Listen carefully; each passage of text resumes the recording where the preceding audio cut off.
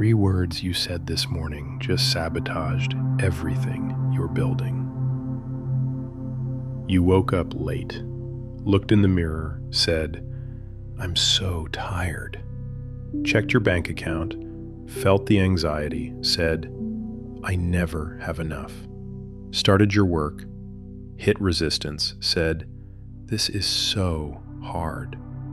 3 phrases, innocent, automatic, honest descriptions of how you feel. Except they're not descriptions, they're instructions, and your subconscious just received them as orders.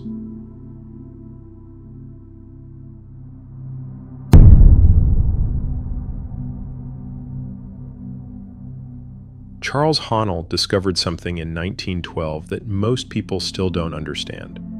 Words aren't just communication.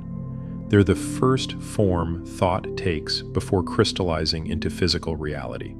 Every phrase you speak photographs itself onto your deeper mind, and your subconscious, which cannot reason, cannot filter, cannot reject, accepts every word as fact and begins building accordingly. "I'm so tired" becomes cellular instruction. Your body manufactures more fatigue. "I never have enough" becomes financial programming. Circumstances arrange to confirm scarcity. "This is so hard" becomes environmental reality. Difficulty multiplies wherever you turn. You're not describing your life, you're scripting it. And certain words, specific phrases you repeat daily, are blocking every goal you're trying to reach. Scientists studied parasites living on rose bushes. Tiny insects, wingless, thriving on the plant's nutrients.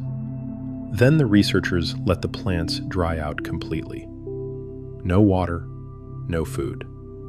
The parasites faced certain death. But something extraordinary happened. These insects, lowest form of life, no apparent intelligence, suddenly transformed.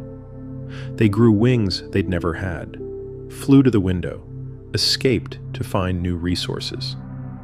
They had never flown before, had no conscious plan, no learning process. Yet when survival demanded it, they accessed omnipresent intelligence and adapted instantly. Even the simplest living thing can tap into universal law when necessary. If wingless parasites can transform to save themselves, what are you capable of when you align with the same principles? Everything you experience comes for your benefit, not as punishment, as requirement for growth. Every difficulty, every obstacle, every challenge you face, they're showing you something. Either you're refusing to release what you no longer need, or you're refusing to accept what you require. Growth happens through exchange, trading old for new, good for better. This is the law of compensation. Energy cannot be created or destroyed, only transferred. When a certain amount of energy appears somewhere, the same amount must disappear somewhere else. Applied to your life, you cannot receive what you lack if you're clinging to what you have. You cannot obtain new conditions while maintaining old thought patterns. The exchange must happen first, in your mind, in your words, before it manifests externally. And words are where this exchange begins, because words are thought taking its first tangible form, before action, before circumstance, before physical manifestation. Thought becomes word. Word becomes photographed image on your subconscious. Image becomes crystallized reality. This is law, operating with mathematical precision, which means every word you speak is either constructing freedom or building limitation. And you cannot escape from the pictures you continuously photograph onto your inner mind. "I'm always broke," photograph. "People always let me down," photograph. "My body always fails me," photograph. Your subconscious receives these images and says, "Understood, building now." Listen to how you describe yourself. "I'm terrible with money. I'm not a morning person. I always get sick in winter. I can't do public speaking. You think these are observations, neutral descriptions of reality, but your subconscious doesn't distinguish between observation and instruction. It hears declaration, command, blueprint, and it begins construction immediately. Here's what you need to understand. There is a principle of health, but no principle of disease. There is a principle of abundance, but no principle of poverty. There is a principle of truth, but no principle of error. There is a principle of light, but no principle of darkness. Disease, poverty, error, darkness, these have no independent existence. They're just the absence of their opposite principle, which means when you speak words containing principle, words aligned with health, abundance, truth, light, those words carry inherent vitality, life force, creative power. They take root in your subconscious and inevitably displace words without principle. But when you speak words of lack, limitation, disease, darkness, they have no real life of their own. Yet your repetition animates them, gives them borrowed power, and they build accordingly. The subconscious takes you at your word. It made the bed you described. Now you lie in it. Pay attention for one day. Actually listen to the phrases you repeat.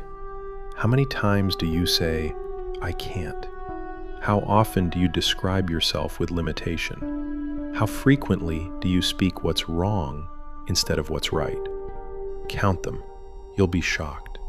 Because you're not narrating your life, you're dictating it.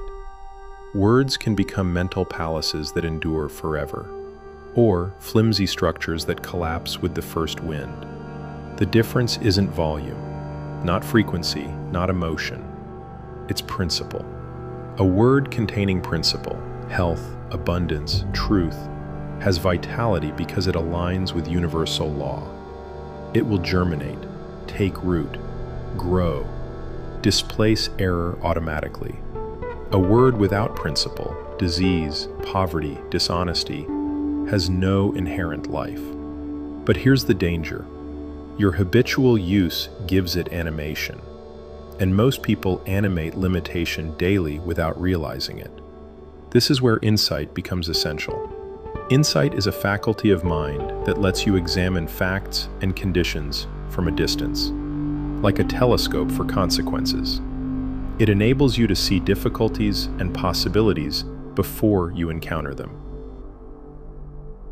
To understand what your current words are building before the structure is complete. To turn your attention toward channels that yield return, and away from those that don't. Without insight, you stumble forward repeating inherited phrases. Money doesn't grow on trees. Life is hard. Good things don't last. You absorb these from parents, culture, experience, never question them. And now you're speaking them into your reality daily.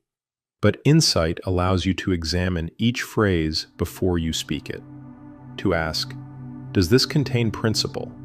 Does this align with what I want to build? If not, choose different construction materials. Because knowledge doesn't apply itself.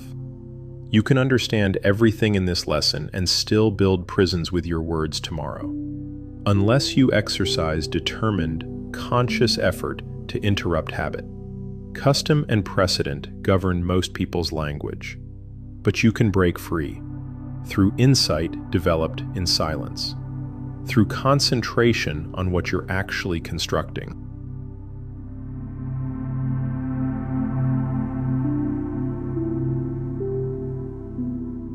This week, your practice is specific. Concentrate on insight, not as a concept, as a faculty you're developing. Sit in your usual place. Close your eyes. Focus on this truth.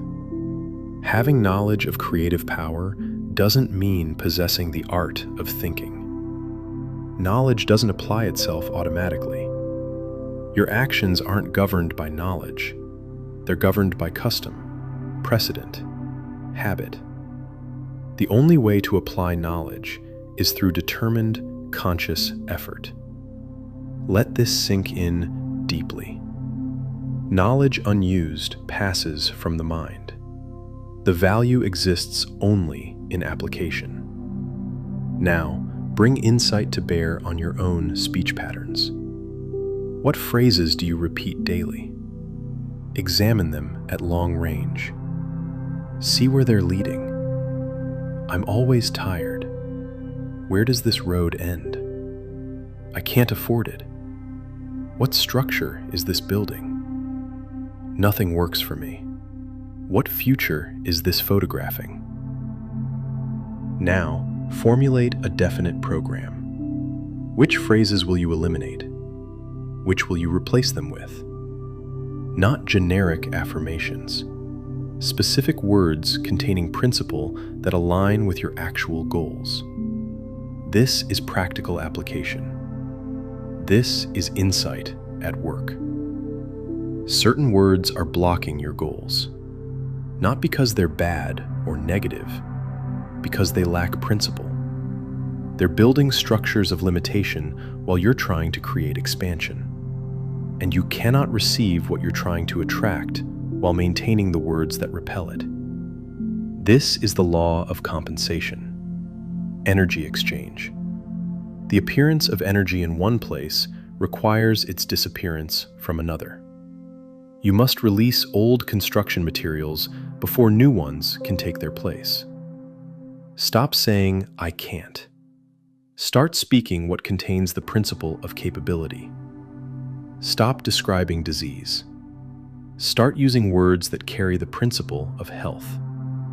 Stop declaring poverty. Start building with the principle of abundance.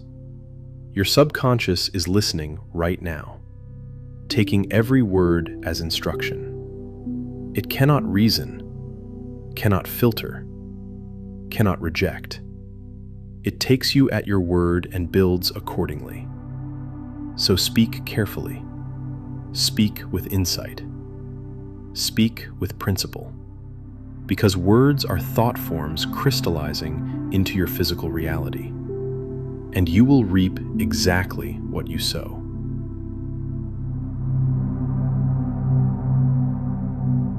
If this revealed what's been blocking you, leave a like. Subscribe for all 24 parts. In the comments, share one phrase you're eliminating and what you're replacing it with. Be specific. Share this with someone still speaking their goals into oblivion without realizing it. Words are construction materials. Build something worth living in. Scroll 16 next. Until then, guard your speech like your future depends on it. Because it does.